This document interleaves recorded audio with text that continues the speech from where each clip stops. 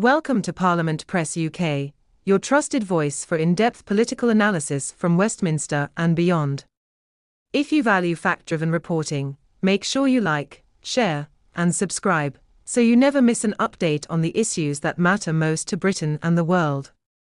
There's growing diplomatic tension tonight between London, Washington, and Tel Aviv, all sparked by Sir Keir Starmer's controversial position on Palestinian statehood. The Labour leader has warned that Britain will officially recognise a Palestinian state unless Israel agrees to a ceasefire in Gaza and takes concrete steps towards ending the humanitarian crisis.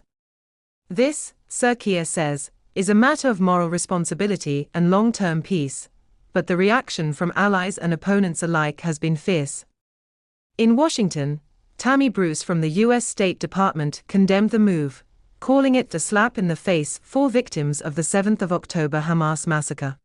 Could you explain why talking about Palestinian statehood or Palestinian future in Gaza rewards Hamas or is a slap in the face to the victims of October 7th? And I'm asking, given that none of the parties involved, to my knowledge, who are involved in these discussions or have plans to recognize statehood, have said anything about wanting Hamas to be in power. It seems like, according to the United States, according to Israel, and obviously as well as all these other folks involved in these conversations now at the UN, no one has expressed a desire to have Hamas in power. So how is that? How does it reward Hamas? I think that it's very often, not most often, actions speak louder than words.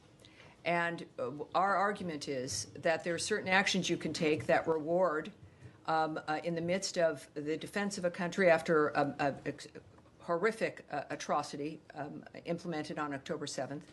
And the end result is, create a two-state solution, solve this problem, when in fact the problem was mass murder and just an indescribably obscene environment. And then the continuation of the terrorism of the people of Gaza, the first victims of Hamas. Still, the nature of living in that environment, the hostages that remain held, the weapons that remain held, and a refusal. We had a ceasefire early on. We had a ceasefire on October 7th. We had a ceasefire early on. They broke that. And there is a point where you don't find ways to placate or reward the people that have done such horrible things to humanity. The actions of what is being suggested, and I think we've made clear here, do just that. And it is, I think everyone deserves better, certainly first the Gazan people, but certainly the world itself. US President Donald Trump was more measured. He still made clear he disagreed with Starmer's stance, noting the UK appears to be following France's lead, which he described as okay, but not something the US needs to support. In Jerusalem, Israel's Prime Minister Benjamin Netanyahu delivered an even sharper rebuke, accusing Starmer of rewarding monstrous terrorism and punishing the victims. He warned, a jihadist state on Israel's border today will threaten Britain tomorrow. Appeasement towards jihadist terrorists always fails, and it will fail you too. Under Starmer's plan, Britain would bring the question of Palestinian statehood to the United Nations General Assembly, unless Israel agrees to end the appalling situation in Gaza, commit to a long-term sustainable peace, allow the UN to restart aid deliveries, halt any annexations in the West Bank. He also insists Hamas must release all hostages.